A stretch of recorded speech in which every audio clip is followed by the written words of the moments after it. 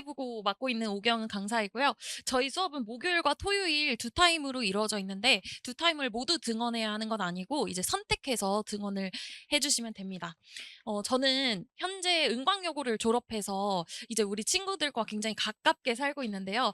제 남동생도 이제 중대부고로 나왔어요. 그래서 저희 동생이 있었을 때 계시던 선생님들이 그대로 또 계시더라고요. 아무래도 사립고등학교이다 보니까.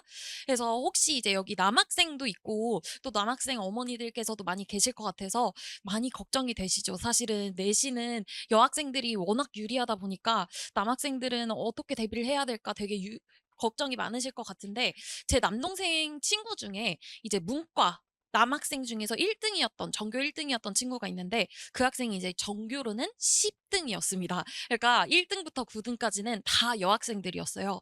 그런데도 불구하고 그 남학생이 이제 결국에는 학종으로 서강대에 갔거든요. 근데 그게 굉장히 대치동 안에서는 전교 10 등인데 서강대 가기가 되게 어렵거든요. 왜냐하면 그래도 전교 5등 안에는 들어야 돼요, 문과는 특히. 근데도 그 학생은 갈 수 있었던 이유가 남학생 중에서 어쨌든 전교 1 등이었기 때문에 선생님들께서 굉장히 많이 밀어주셨습니다. 그래서 사실은 남학생들도 전교에서는 내가 뭐 10 등, 20 등이어도 남학생 안에서 그래도 열심히 하면 선생님께서 많이 밀어주시니까 또 그게 공학의 특징이고 사립의 특징이니까 너무 좌절하지 않고 공부 열심히 했으면 좋겠습니다. 또 그리고 제가 이제 뭐 여고들도 많이 맡고 있지만 또 중대부고를 비롯한 여러 가지 공학 학교들도 많이 맡아본 바로는 이렇게 남학생들과 여학생들이 같이 있는 학교 특성상 또 선생님들께서 뭐 시험 범위를 처음에는 많이 내셨다가 또 남학생 반에 들어가서는 또 많이 진도를 빼지 못하시고 결국에는 진도를 좀 줄이시고 이러기도 하세요. 그래서 이런 것들도 또 특징 중에 하나입니다. 오늘은 제가 중대부고 출제 경향 사실 이거는 QR로도 전송이 됐을 거예요. 그래서 이미 촬영해 놓은 영상이 있으니까 그거 참고해 주시면 좋을 것 같고 거기에서 이미 제가 분석을 정말 꼼꼼하게 해 놨기 때문에 오늘은 이건 간략하게만 하고 제 수업 방식과 관리에 대해서만 말씀드리도록 하겠습니다. 중대국어는 일단 세 가지 영역으로 크게 나눠요. 문학, 문법, 화작 이렇게 나눠지는데 사실 화작은 다른 학교들과 다르게 모의고사 기출문제는 들어가지 않고요. 그냥 교과서 안에서 뭐 대화의 원리 뭐 그 정도 아주 쉬운 문제들만 나옵니다.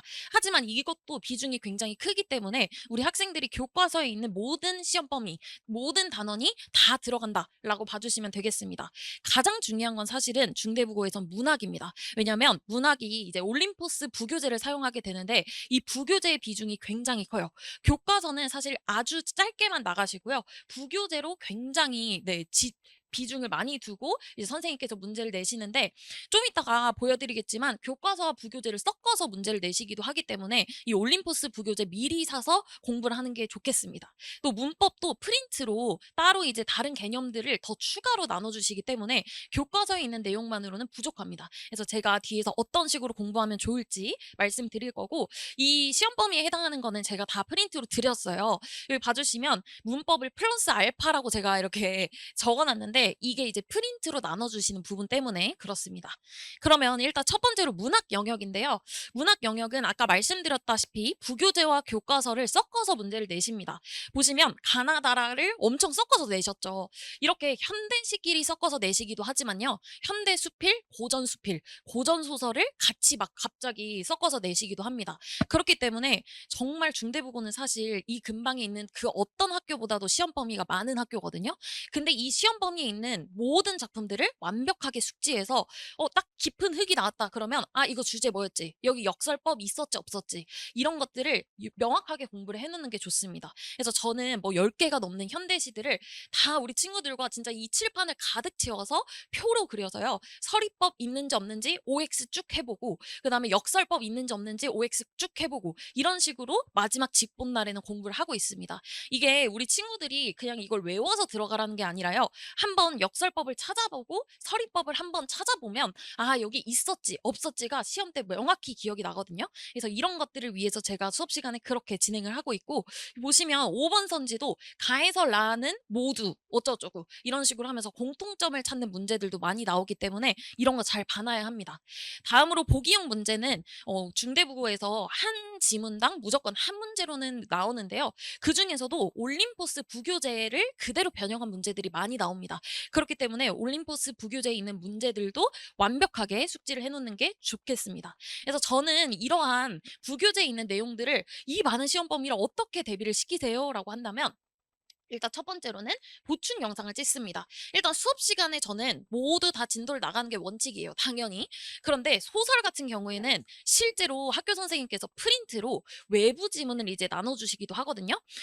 유자소전이라는 소설이 있었는데 그게 PDF 파일로 20장이었어요. 근데 이거를 학교 수업 시간에서도 다루시지 않고요. 학원들에서도 다른 학원들은 거의 대부분 그냥 "한번 읽어봐." 이렇게 하고 그냥 넘기시더라고요. 근데 저는 무조건 우리 친구들과 똑같이 공부한다 해서 3시간 동안 제가 영상을 찍고 우리 친구들에게 "구연 동안 듣는다고 생각해." 하고 "두 배속이라도 들어라."라고 이야기를 했었는데 이 중간중간에 시험에 나올 만한 포인트 다 알려주고요. 어휘 같은 거 다 풀이를 했기 때문에 우리 친구들이 유자소전 저와 함께 공부한 친구들은 다 맞출 수 있었습니다. 그래서 저는 만약에 수업 시간이 부족해서 다 공부를 할 수 없었다라고 한다면 우리 친구들과 이제 이런 보충 영상을 활용해서라도 모든 시험 범위는 다 꼼꼼하게 공부를 하고 있고요. 두 번째로 이제 OX 문제. 객관식으로 만들면 사실 우리 친구들이 그냥 뭐 찍고 넘어가기도 하고 3 번, 5번 헷갈렸지만 3번 해서 맞았다. 그럼 5번 절대 오답 안 하고 넘어가거든요. 그래서 저는 객관식으로 한 작품당 200 문제 이상 제가 직접 만들어서 OX 문제로 배부를 하고 있습니다. 그리고 우리 친구들이 틀렸던 OX 선지는 나중에 모아서 객관식으로 한 번 더 풀려요. 그리고 마지막으로 자체 제작 문제. 여기는 아까 말씀드렸다시피 교과서와 부교재 그 두 개를 이제 비교하고 대조하는 문제들이 많이 나오기 때문에 이런 것들 제가 이제 자체 제작 문제로 계속 연습을 시키고 있습니다. 그리고 우리 친구들 사실 서답형 문제 굉장히 걱정이 많을 것 같은데요. 총 30 문제 중에서 객관식 24문제 그리고 서답형은 항상 6문제로 구성이 됩니다. 그중에 문학은 한 2문제 정도 나오고 문법은 4문제 정도 나오거든요. 그런데 서답형 말 그대로 서술형과 단답형이에요. 그중에서 문학은 서술형으로 나오고요. 문법은 단답형으로 나옵니다. 그래서 문법은 어쩔 수 없이 암기를 해야 하는 과목이지만 문학은 사실 제가 하나 말씀드리자면 조건에만 맞춰서 쓰면 선생님들께서 거의 대부분 인정을 해 주십니다. 그냥 정답으로 인정을 해 주시기 때문에 사실은 정답이 딱 정해져 있지 않아요. 그래서 우리 친구들이 시험 때도 좀 헷갈린다 싶어도 그냥 일단은 적어 보는 게 좋습니다. 그래서 수업 시간에도 이런 거 팁으로 네, 대방출할 예정입니다. 다음으로 이제 문법 영역인데요. 문법 영역은 아까 말씀드렸다시피 이제 교과서에 있는 시험 범위들 당연히 모두 출제가 되지만 여기에 추가 개념까지 있습니다. 이거 한번 찍어 가시면 좋을 것 같아요. 보시면 이제 형태소와 단어의 유형 이런 것들은 2학년 때 원래 나오는 영역이거든요. 근데 이런 것들을 1학기 중간고사에 프린트로 따로 나눠 주시는 겁니다. 그래서 여기에 지금 제가 추가 개념으로 가지고 온 부분은 이제 학교 선생님께서 프린트로 추가로 네, 내시는 부분이기 때문에 이런 부분까지 명확하게 알아야 합니다. 예를 들면 이제 문법 요소라고 하면 사실은 교과서에는 뭐 높임 표현, 피동사동 표현 이런 내용들만 들어가 있어요. 그런데 우리 친구들은 주어가 뭔지, 서술어가 뭔지 이런 것까지 명확히 알고 있어야 풀 수 있는 문제들이 나오는 겁니다. 그래서 이런 문법 추가 개념 문제 이런 것들을 잘 대비를 해야 하고요. 보시면 이제 수능형 문제라고 해서 이제 올림포스, EBS에 있는 여러 가지 문제들을 변형하시기도 하지만요. 보시면 고3 모의고사 기출, 심지어 10년도 더 된, 네, 10년 전, 거의 2013년이면 정말 15년 전이잖아요. 이런 문제들을 변형해서 문제들을 내십니다. 심지어는 보시면 보기를 아예 빼버리셨어요. 왜냐? 보기를 주면 학생들이 이거 보고 풀 수 있거든요. 사실은 수능형 문제는 그런 식으로 나와요. 암기형으로 나오지 않고 우리 친구들이 명확하게 개념을 알지 못해도 보기를 보고 충분히 풀 수 있게 나오는데 이걸 아예 빼버리시고 그냥 내신형으로 내시는 거죠. 근데 선지는 지금 보시면 거의 똑같은 거 볼 수 있습니다. 그래서 우리 친구들이 사실 문법 같은 경우에는 이렇게 고1, 고2, 고3 이런 학년별로 무관하게 문제를 푸는 게 중요합니다. 그래서 저는 우리 친구들과 문제를 풀 때 예를 들면 의문 변동이다. 그러면 우리 친구들이 고1, 고2, 고3 수능 문제까지 완벽하게 풀어서 우리 친구들이 수능 문제, 나중에 수능 대비를 할 때 의문 변동을 다시 공부하지 않아도 되도록 정말 꼼꼼하게 가르치고 있고요. 제가 의문 변동이라고 하면 한 500 문제 정도를 준비를 해 놔요. 근데 이거를 한 번에 주면 우리 친구들이 겁을 먹어 합니다. "저 진짜 학원도 너무 많이 다니고요. 이거 다 못 풀어요." 그렇기 때문에 저는 항상 우리 친구들과 반복 훈련을 하거든요. 그래서 매주 50 문제씩 나눠 줍니다. 그렇게 하면 우리 친구들이 이번 주 50 문제, 다음 주 50 문제 나눠서 자연스럽게 풀 수 있게 되고, 또 사실 문법은 이번 주에 배우고 다음 주에 물어보잖아요. 절대 기억 못 합니다. 그렇기 때문에 암기 과목이기 때문에 저는 계속해서 반복 훈련을 해서 문학을 이번 주에 시험 범위로 나갔다, 저와 함께 공부했다라고 하더라도 숙제로 계속 문법은 나갑니다. 그래서 문법은 계속 반복 훈련을 하는 영역이다라고 봐주시면 되겠고요. 아까 말씀드렸다시피 네, 단답형 문제로 나오는데 여기는 답이 딱 정해져 있어요. 안타깝게도 그래서 부분 점수로, 사실은 하나라도 못 쓰면 부분 점수로 받게 됩니다. 그래서 이런 것들도 그래도 부분 점수, 예를 들면 0.5점 깎일 거 0.2점 깎이는 방법, 이런 거 제가 이제 계속해서, 저도 은광여고에서 이제 정말 이의 제기를 많이 했던 사람으로서 항상 저는 국어 내신 1등급을 놓치지 않았거든요. 그런 사람으로서 우리 친구들에게 이런 꿀팁 같은 거 방출할 예정입니다. 예를 들면 이런 게 있어요. 우리 친구들도 와 있으니까 이야기해 볼게요. 수사와 관형사 각각 몇 개인지 쓰시오 했을 때 우리 친구들이 두 개 한 개인지 한 개 두 개인지 헷갈려요. 그러면 우리 친구들이 둘 중에서 하나 그냥 마음에 드는 걸로 합니다. 그러면 둘 다 틀릴 확률이 높거든요. 그런데 저는 그럴 때 두 개, 두 개, 한 개, 한 개로 써버려요. 왜냐하면 그렇게 해야 사실은 부분 점수를 조금이라도 받을 수 있거든요. 딱 0.2점 차이로 우리 친구들 1등급이 갈라지기 때문에 그런 꿀팁들도 계속 방출할 예정입니다. 마지막으로 제 수업 관리인데요. 저희 수업은 필수 클리닉이 있어요. 그래서 수업 전후로 1시간 정도는 무조건 와서 우리 친구들과 제가 직접 소통을 하는 시간이고요. 사실 저희 수업은 10명 인원이 제한되어 있습니다. 그 이유가 제가 직접 조교 선생님 쓰지 않고 클리닉부터 시작해서 모든 네, 수업 관리를 제가 직접 하고 있거든요. 그렇기 때문에 우리 친구들이 수업에 와서 정말 꼼꼼하게 관리받을 수 있도록 제가 10명 제한 걸어 놨고요.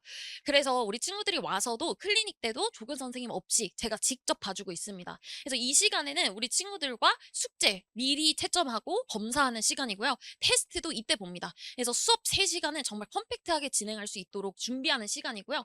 추가 클리닉은 우리 친구들 중에 숙제 안 해온 친구 또는 테스트 성적이 너무 낮은 친구들은 미리 무조건 와서 공부를 해야 하는 시간이고, 5시부터 9시까지 저는 있지만 뭐 다른 학교 친구들도 포함해서 우리 친구들이 올 수 있는 시간에 맞춰서 최대한 진행을 할 예정입니다.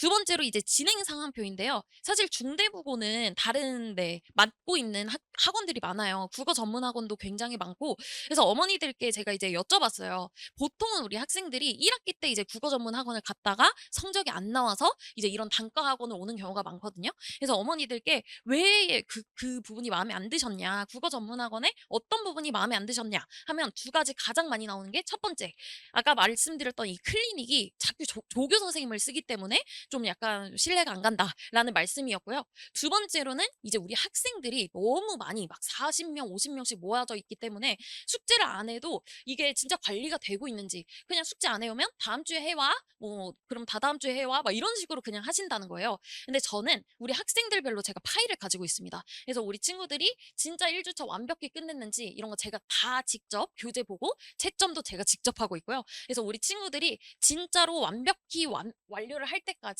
제가 끈질기게 우리 친구들 클리닉으로 부르고 있습니다. 세 번째로, 이건 친구들이 좋아하는 건데요.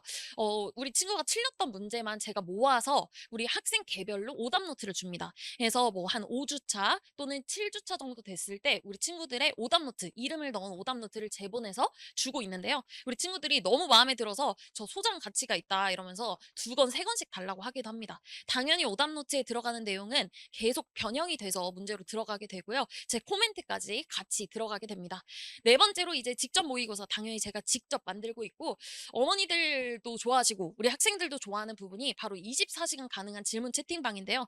제가 우리 친구들이 진짜 아무리 늦은 시간에 질문을 해도 바로바로 3분 안에 대답을 하고 있습니다. 이것조차도 제가 직접 하고 있기 때문에 우리 친구들이 진짜 100점을 맞았을 때 바로 저한테 먼저 연락을 한다고 해요. 왜냐면 선생님이랑 그 전날도 새벽 5시 까지 밤샜고 이런 거를 제 노고를 알아줘서 그런지 어머니들께보다도 저한테 가장 먼저 이야기를 한다고 합니다. 자, 그리고 어머니들께도 소견서 제가 직접 보내드리고 있고요. 마지막으로 제 무료 특강 한번 안내 드리려고 합니다. 저희 수업이 이제 어떤 식으로 진행되는지 좀 궁금하실 것 같아서요. 2월 28일 토요일에 저희 2시부터 5시 정규 수업이 항상 토요일, 매주 토요일에 이뤄지는데요. 2시부터 4시로 2시간만 무료 특강을 진행합니다. 1시간은 우리 친구들에게 1학기 시험 범위에 해당하는 문제들, 기출 문제를 변형한 모의고사를 풀릴 거고요. 여기에 대해서 우리 친구들 1대1로 피드백을 줄 예정이에요. 그래서 뭐 너는 문법이 부족하다 또는 문학이 부족하다. 부교재를 더 열심히 해야 한다. 이런 부분들을 피드백을 할 예정입니다. 그래서 우리 친구들 개학하기 전에 1학기 공부는 어떻게 해야겠다. 이런 학습 방향을 설정하는 데 도움이 될 그런 특강입니다. 네, 그래서 이번 주에도 우리 친구들 이번 시험에서도 좀 1등급이 아니라 100점을 향해서 나아가는 꼼꼼한 수업으로 우리 친구들 성적으로 보답하는 강사가 되겠습니다. 감사합니다.